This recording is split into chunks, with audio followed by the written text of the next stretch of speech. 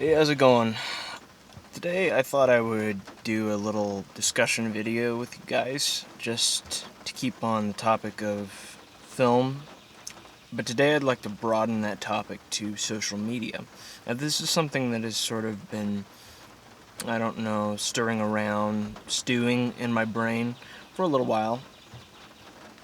In there with all the other, you know, crazy ideas and inspirations and thoughts on things. But I thought I would dissect this a little bit, just so that, I can create a conversation about this topic so that we can better understand it and how it pertains to the film industry and the business itself.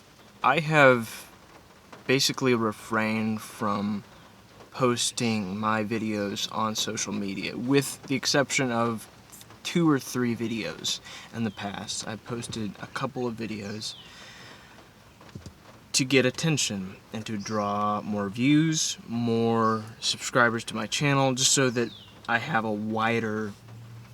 cast a wider net, and a wider audience, because I'm friends with a lot of people. I got a lot of people in my family, extended family. But as it pertains to the film industry, I think that social media is a great way for a person, especially small-time production workers, small-time filmmakers, student filmmakers, to reach out to their local community, towards other people who are interested in making films like theirs, or in collaborating in video projects, stuff like that, short films.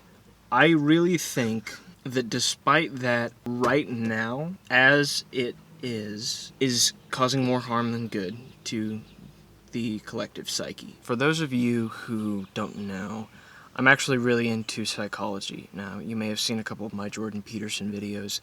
I've never spoken directly on him in a video, but I've used a lot of language that's inspired by him. Psychology really shows you the patterns in human behavior. Behavioral psychologists have to study the way people behave as a system of patterns, as a system of reactions, how people react to certain visual elements,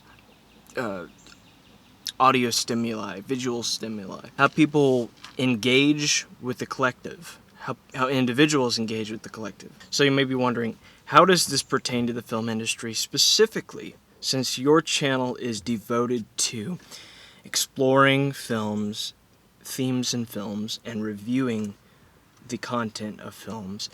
How does this psychological element relate to that? Well, I would say that it relates to it in that the study of the human brain, the study of human behavior and the mind, opens the door and the windows into how to most effectively elicit emotions from people. And so you see, through stuff like propaganda, visual propaganda, through cinema,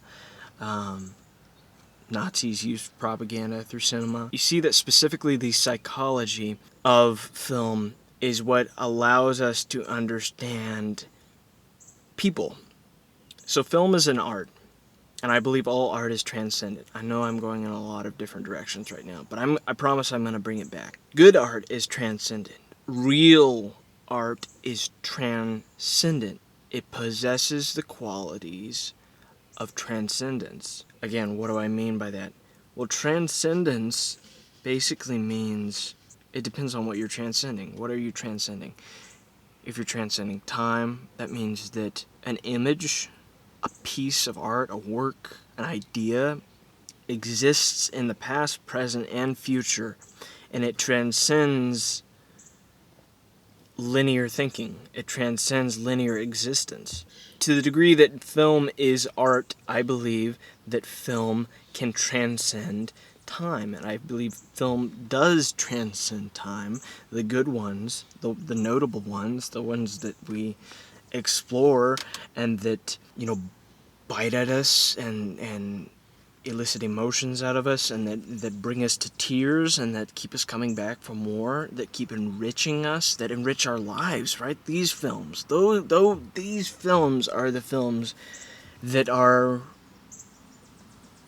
transcendent. So I believe the best way to understand film is through the lens of psychology, behavioral psychology, and the way that patterns emerge from chaos and from the disunity, the disorder, and the sort of lack of harmony, you could say. People develop preconceptions about things, and then they operate on those preconceptions. Everyone does it. I do it. You do it. It's not unique to one person.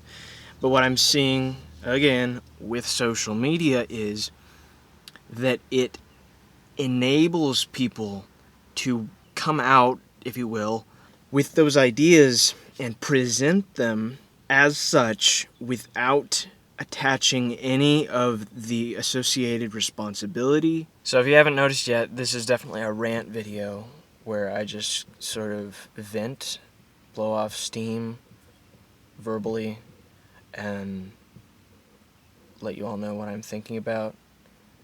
And hopefully you all don't think I'm too crazy. It's just that when I don't talk about these things, when I don't articulate them, verbalize them, project them out to someone, they just stay in here. And if they stay in here, it's like the ideas themselves.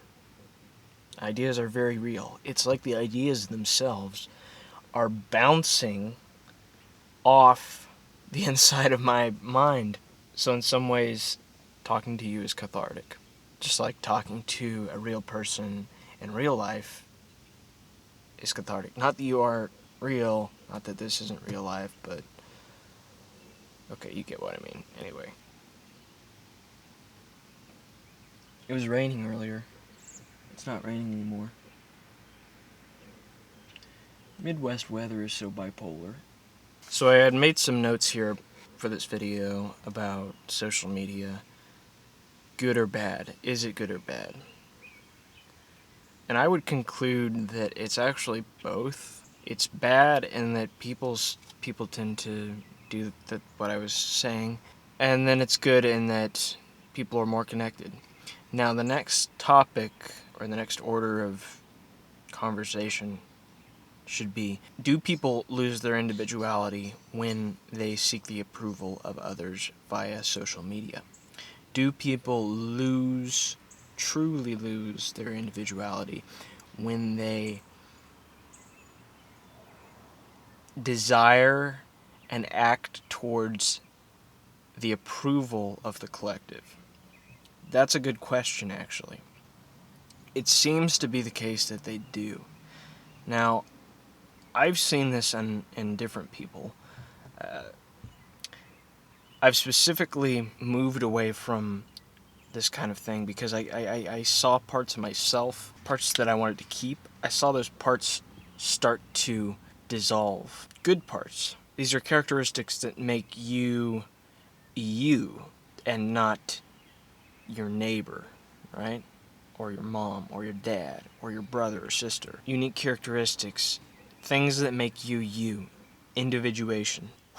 I think what we're seeing right now is a crisis of the individual. How can that be reconciled? My best solution to pursue what is noble through art and through ideas which are transcendent. Now, obviously, not everyone wants to pursue ideas which are transcendent. We know this. All you gotta do is take a look around.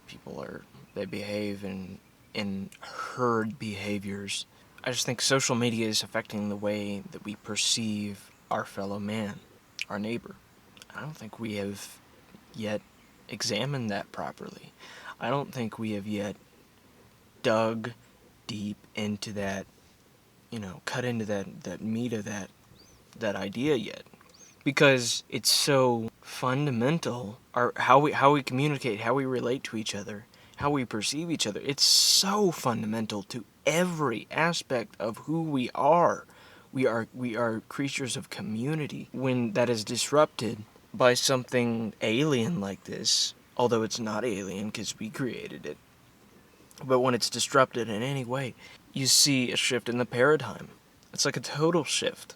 So really, I think we're seeing something that we haven't seen before ever. And this is just something that has occurred within the last, 40 years. There's all this stuff about dopamine farming. I don't know if you've heard of that. If you haven't heard of it, look it up. Watch some videos on it. Read some literature on it. But just inform yourselves about how your brain is being triggered and manipulated by the people who program these apps, these websites like Instagram, Twitter, Facebook, Google, YouTube. So I'm going to leave you on a film-based note, since obviously that's what you want to hear about. And thinking about this whole thing, I thought about Quentin Tarantino. And I thought about his policy on cell phones and how cell phones disrupt human communication. How they disrupt social order. Natural eye contact, laughing, fun. It's how we bond with each other in non-sexual ways. Sexual as well, romantic as well, but it's just how we bond with each other. It's how we figure each other out and how we make friends. Me, I like Tarantino's movies. I like them quite a bit. And so I'm a little bit biased, but I think his policy is good, because what it does is it seems to bring that back. It seems to bring that social order and that social feeling of ease back that we had before all of these damn screens in front of our faces constantly. So I think it's a good thing, alright? That's just me. There you go, my opinion's out there. Feel free to tell me what you think about it and what your opinions are. Am I wrong? Am I right? Tell me why I'm an idiot. That's a lot to digest. Anyway, hope you all take care. Thanks for watching the video. And I'm not going to go through the whole subscribe and bell and leave a like, comment, spiel. Because you all already know. You guys know.